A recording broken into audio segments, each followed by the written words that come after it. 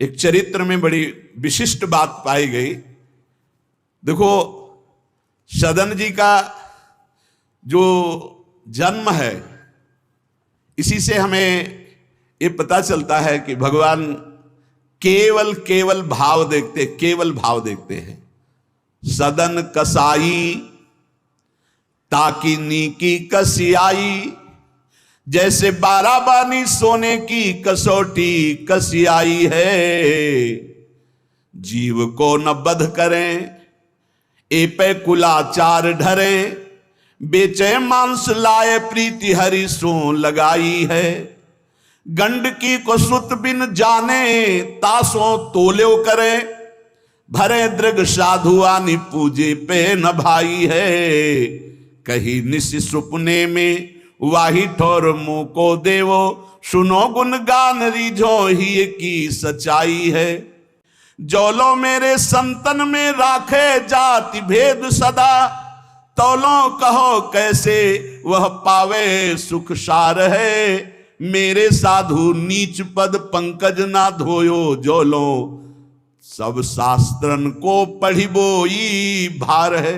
जरा भी भाव किसी भी संत जो भगवत मार्ग के प्रतीक है, जाति पक्ष में रूप पक्ष में इनके तेज तो है नहीं, ये तो ऐसे बिल्कुल नहीं, सावधान।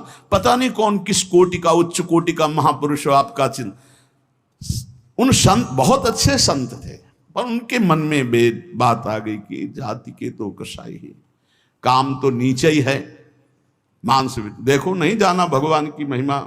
हम समझ रहे थे उच्च कोटि के, और वो बहुत उच्च कोटि के महापुरुष सदन जी, निरंतर नाम जप। और एक खास बात थी सदन जी में, दैन्यता, कि मैं तो किसी योग्य नहीं, और उनको पता भी नहीं था कि शालिग्राम भगवान हैं। सदन जी का जन्म कहाँ हुआ? कसाई कुल में, जहां पशुओं का वध करना एक स्वाभाविक वृत्ति है, निंदनीय। किसी भी जीव की हिंसा करना निंदनीय कार्य है। देखो, पर कभी कभी ऐसे महापुरुषों का प्रभाव प्रकाशित होता है कि कुल कर्म छू भी नहीं सकते। सदन जी जैसे स्वर्ण कसौटी पे कसा जाए तो खरा निकले, ऐसे खरे महाभागवत थे। उनके हृदय में एक बार कुछ रिश्ते नातेदार आए, बच्चे ही थे, तो पिता एक छोटा बछड़ा लाए थे। वहां तो कटते ही रहते थे। पिता ने कहा कि ज्यादा तो इसमें मांस नहीं, इसकी टांगों में मांस है, पहले तो फिर अपने अतिथि का स्वागत करते हैं। तो लेके आयो साधु, में तो बड़ो अपराध कियो अभिषेक, सेवा करी पे न भाई है। ये तो प्रभु रीझे तो पे जोई, चाहो सोई करो गरो भरी आयो, सुनिमति बिसराई है। तेई हरि उरधारी डारी दियो कुलाचार, चले जगन्नाथ देव चाह उपजाई है। मिले एक संग संग जात वे सुगात सब, तब आप दूर दूर रहे जान पाई है। संत जी ने बड़ा अभिषेक किया, वेद स्तुति की, भगवान को भोग लगाया, बड़ी प्रसन्नता से उच्च सिंहासन पर विराजमान किया। भगवान उसी समय आकाशवाणी हुई, ए साधु, मुझे ये तुम्हारी वेद स्तुति बिल्कुल पसंद नहीं, तुम्हारा ये पंचामृत स्नान भोग, ये सब तुम मेरे भक्त पर नीच बुद्धि करके मुझे लाए हो ना। सदन जी ने जब सुना, उसके पास गए तो लिपट कर रोए। बच्चे थे, बछड़े से, ऐसा ऐसा मेरे पिताजी कह रहे हैं तुम्हें काटा जाएगा, और ऐसे दुलार कर रहे थे। बछड़े के भी देखा आंसू निकल रहे। हर जीव को पता है, कष्ट का पता होता है। तो उसने कहा, एक भागवती महापुरुष का जीवन बदलना है, इसलिए मानो बछड़े ने कहा कि तुम अपने पिताजी से कह दो, उचित तो यह है कि पहले मेरी गर्दन काटे। तो सदन जी ने कहा, ऐसा क्यों? बोले, क्योंकि मैं पूर्व में ऐसा था, तुम्हारे पिताजी पशु थे और मैंने इनकी गर्दन उड़ाई है, तो मैं अब पशु बना हूं, इनसे कह दो तुम्हें गर्दन ही काटनी चाहिए। पहले जिंदा टांग मत काटो, मैंने तुम्हें इतना कष्ट पूर्व में नहीं दिया था, सीधे गर्दन काटी थी। इसका मतलब जो कर्म किया जाता है उसका फल मिलता है। ये मुझे, तुम क्या समझते हो? वेद मेरी श्वासों से ही तो प्रकट हुए हैं। वेद क्या है? भगवान की श्वासों से वेद का प्रादुर्भाव हुआ है। सो हरि पढ़े ये अचरज भारी, चारों वेद भगवान के श्वासों से प्रकट हुए। जाकी श्वास वेद श्रुतिचारी, जिनकी श्वासों से चारों वेदों का प्रादुर्भाव हुआ। मैं वेद की स्तुति और गंगा जल से उतना प्रसन्न नहीं होता जितना मैं अपनेपन के भाव से, मेरे सदन जी हैं और मैं सदन जी का हूं, मैं बिल्कुल तुम्हारी सेवा से प्रसन्न। मैं अपराध मानता हूं कि तुम वहां से मुझे लाए हो। साधु जी यह बात सुनकर एकदम घबरा गए। शालिग्राम भगवान को लिया, दौड़ते हुए सदन जी के पास गए और गदगद स्वर में कहा, मैंने भारी अपराध कर दिया। पक्का मैंने पूर्व में तुम्हारे पिता की गर्दन काटी थी इस जन्म में, इसीलिए मुझे पशु बनना पड़ा और तुम्हारे ही पिता मेरी गर्दन काटेंगे। पक्का तुम रोक नहीं सकते क्योंकि वो विधान है। पर वो पहले टांग ना काटे, पहले गर्दन काटे। अब ये घटना उनको बहुत चुभी। जीव को अपने कर्म का फल भोगना पड़ता है जन्म जन्मांतरों में। बच्चे ही थे, कुछ संत मंडली जा रही, यही है मत की रति गति भूति भलाई, जब जे जतन जहां जे पाई, सो जानो सत्संग प्रभाव। सत्संग का एक अमोघ प्रभाव होता है। वो संतों के सामने गए, चरणों में लौट गए। बालक थे, संत जनों ने उठो उठो बच्चे, तो रोते हुए बोले कि हर कर्म का फल जीव को भोगना पड़ता है। कोई ऐसा साधन है जिससे कर्म का फल ना भोगना पड़े और जीवन मुक्त हो जाए, जीव मुक्त हो जाए? उनका भगवान का निरंतर नाम रटना। ठाकुर जी को अप्रसन्न कर दिया। मैंने आपके प्रति भाव किया कि आप कसाई कुल में आपका अधिकार ठाकुर का नहीं है, इसलिए आप ठाकुर जी को नहीं जानते हो, आप ऐसा ये लो। ठाकुर जी अप्रसन्न हो गए हमसे। हमने तो पंचामृत से, गंगा जल से सब अभिषेक किया, पुरुष सूक्त का पाठ किया। ले ये श्री ठाकुर जी को आप स्वीकार करो। विधि पूर्वक सेवा से ठाकुर जी प्रसन्न नहीं हुए, अपनेपन से।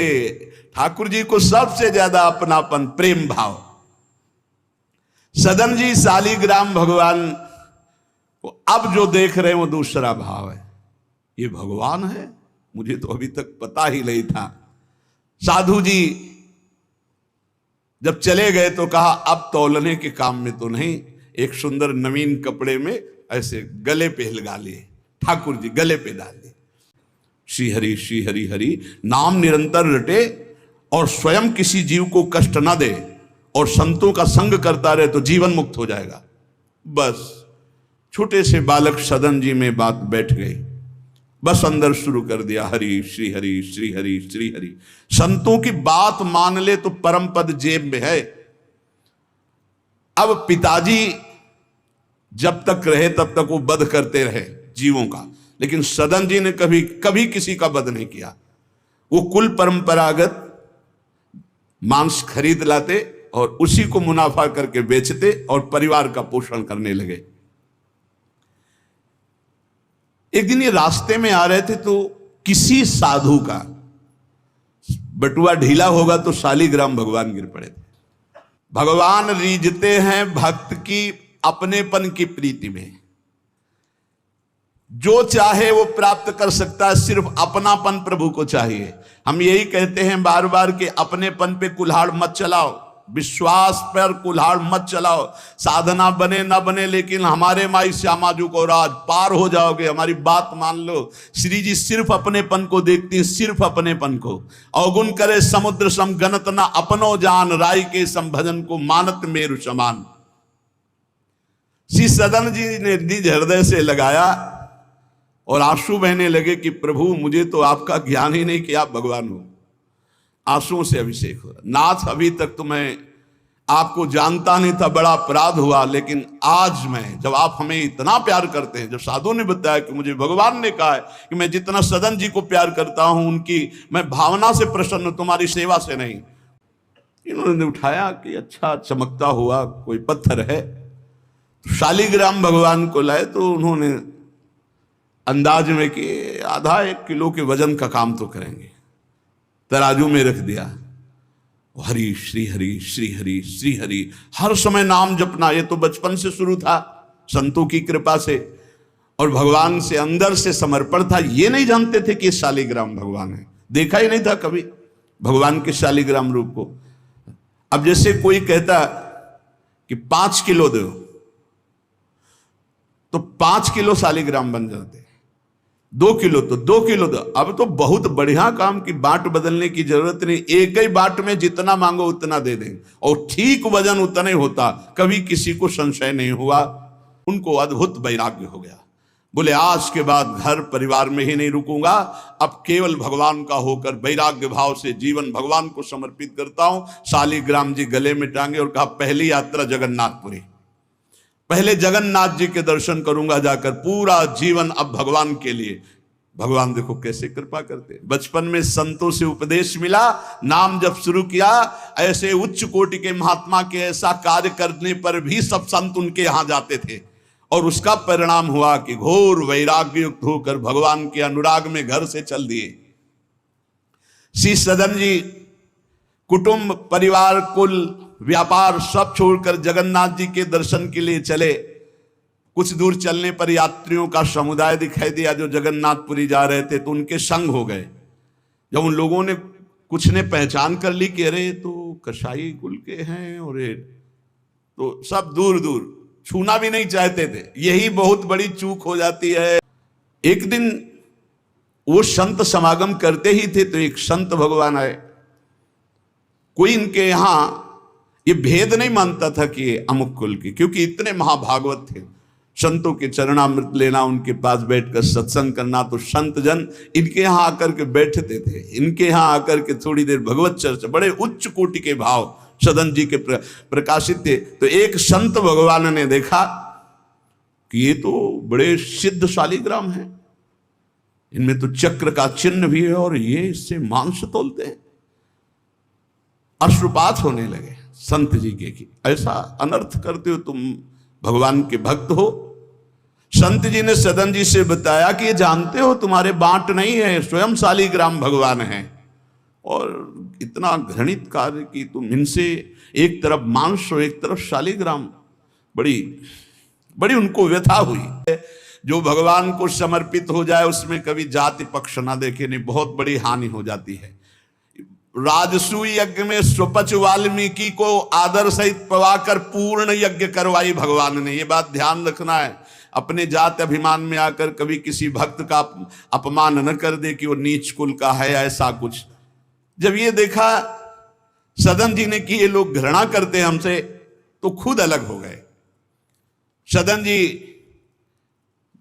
बड़े पुलकित है कि आज जगन्नाथ जी के दर्शन होंगे। एक जगह देखा गौएं पानी पीने के लिए लालायित हैं, तो एक आदमी बाल्टी से पानी निकाल तो गौओं को डंडा मारने लगा। सदन जी ने कहा क्यों, पानी क्यों नहीं पीने देते? तो बोले इतना गहरा कुआं है, घसीटने से हमारे हाथ दर्द होते, अपने घर के लिए ले जाएंगे कि इनको पिलाएंगे? तो उनका अगर आप कृपा करें कुछ समय हमें दे दें बाल्टी। सदन जी ने कहा मुझे कुछ पता नहीं, मैं नहीं जानता, मेरे लिए तो ये बहुत सिद्ध बांट है, मैं जितना ग्राहक मांगता है उतना ही, आधा किलो तो आधा किलो, 5 किलो तो 5 किलो बन जाते हैं।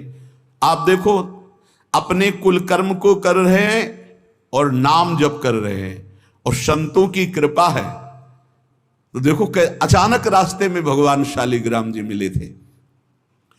उन्होंने कहा अगर ये भगवान है तो आप ले लो, हम तो सेवा पूजा कुछ जानते नहीं, आप इनको ले जाओ। संत जी ले गए, और देखो ये हृदय में बैठा लीजिए, संत मिले मतलब आखिरी जन्म हमारा है। विश्वास अगर कर ले, पक्का समझ लीजिए ये तुम्हारा विश्वास काम करेगा। निमज्जोन्मज्जताम घोरे भवाब्धौ परमायनम संतो ब्रह्म विदा शांता निर्दडे वापसु मज्जता। और मैं भरूं तो बोले मुझे भी कोई परेशानी नहीं, भर भर करके 2500 गाय थी, सबको पानी पिलाया। शाम हो गई, पानी खींचने में, पिलाने में समय लगा, तो उन्होंने सोचा गांव में भिक्षा मांग लेते हैं और आज रात्रि कहीं एकांतवास कर लेते हैं और सुबह जगन्नाथ जी के दर्शन करेंगे। तो आयो मग गांव भिक्षा ले नई ठाव गयो, नयो रूप देखी को तियारी जी परी है, बैठो याही ठौर करो भोजन निहोरी कहो, रहो निसि सोई आई मेरी मति हरी है, ले वो मुंह को संग गरो काटो तो न होए रंग, बूझी और काटी पति ग्रीव पे न डरी है, कही अब पागो मोसो ना तो कौन तो सो मोसो, सुर करी उठी इन मार्यो भीर करी है। बहुत कठिन है वैराग्य लेकर भगवान के मार्ग में परम दयालु स्वभाव श्री सदन जी जगन्नाथ जी के दर्शन करने। इस घोर संसार सागर में जो हम डूब रहे हैं, तो भगवान भेजते हैं ब्रह्मवेत्ता संत महापुरुष का समागम, और जहां संत मिले तो आखिरी जन्म समझो इस संसार समुद्र से पार होने के लिए सुदृढ़ नौका संत समागम है। भव सागर कहाँ नाव, शुद्ध संतन के चरण, तुलसीदास प्रयास बिनु मिलहि राम दुख हरन। संतों के चरणों का सानिध्य मिला तो देखो सदन जी हरिनाम जपने लगे, सदन जी के हृदय में संतों की प्रति प्रियता बढ़ी, शालिग्राम भगवान मिल, सब बानक बन जाता है। अब संत जी शालिग्राम भगवान को ले गए, एकांत में जाकर के भगवान का पंचामृत से अभिषेक किया। रास्ते में एक घर में आवाज लगाई भिक्षाम दे, भगवान की लीला, एक स्त्री निकली भिक्षा लेकर, देखा रूप।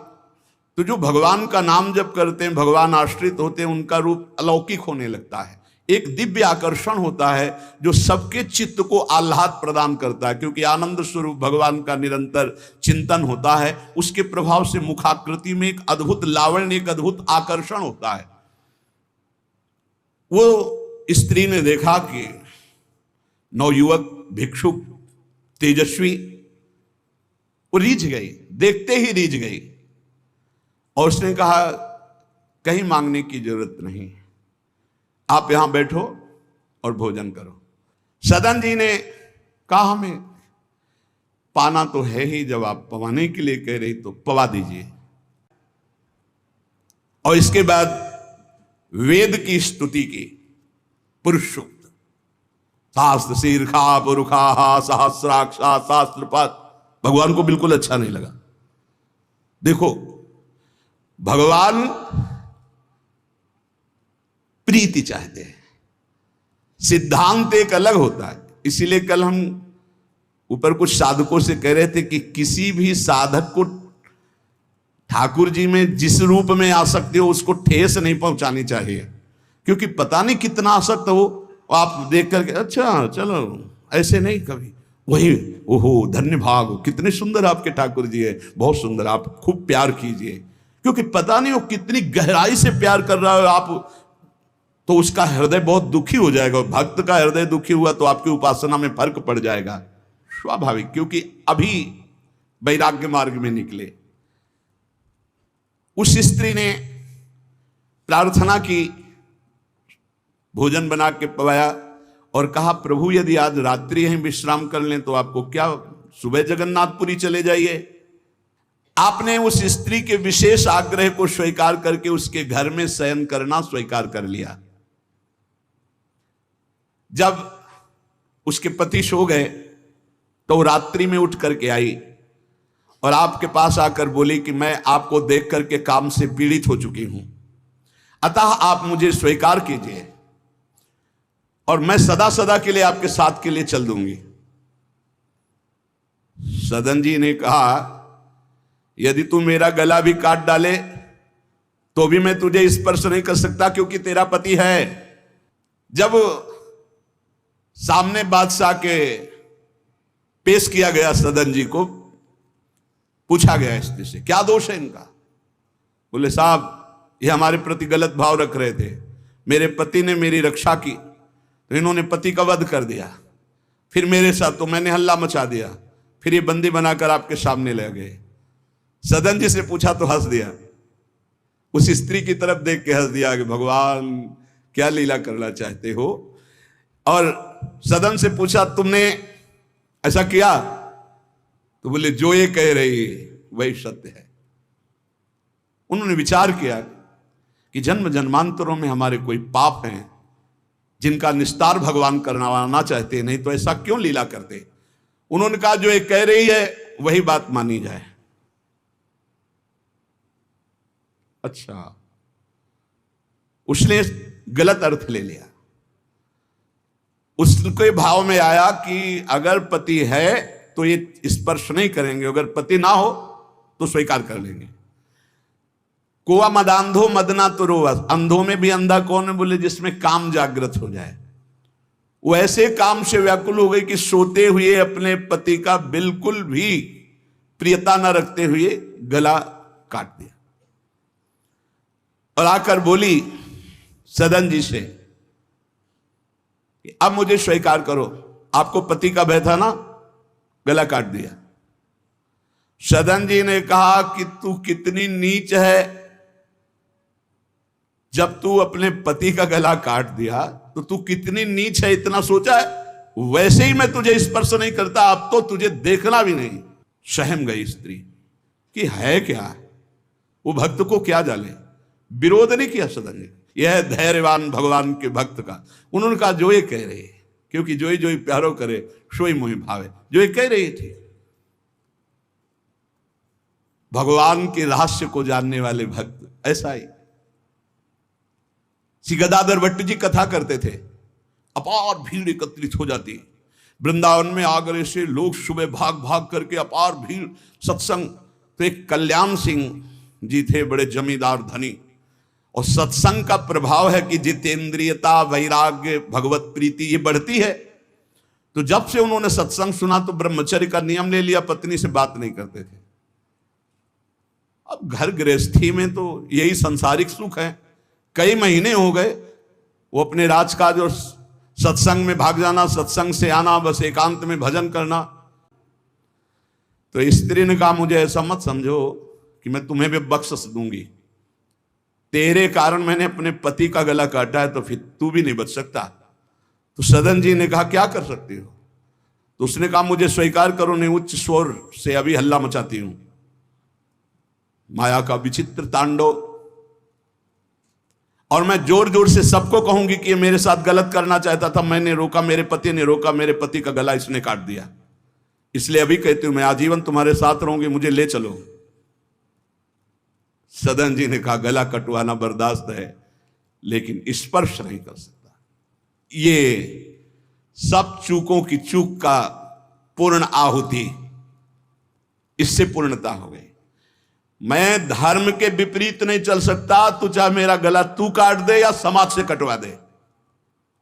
सदन जी सोच रहे कौन सी लीला है, वहां हाथ कटवा रहे, या इतना बड़ा सम्मान कि किसी को नहीं मिल सकता। जगन्नाथ जी के पार्षद पालकी लेकर जब जगन्नाथ जी के सामने गए तो आंख में आंख मिलाई और कहा प्रभु इच्छा तो थी कि हाथ जोड़कर आपको, पर अब हाथ ही नहीं, तो ऐसे ही जीव किया तो जैसे स्वप्न में दुख मिला था जागते ही खत्म हो जाता है, ऐसे ही कोई पीड़ा नहीं, कोई हाथ कटे नहीं, पूरे नवीन हाथ, और साष्टांग भगवान को दंडोत। भगवान ने कहा कि तुम हमारी कसौटी में पास हुए, जाओ तुम्हारे द्वारा इस जगत में भक्ति का विस्तार हो।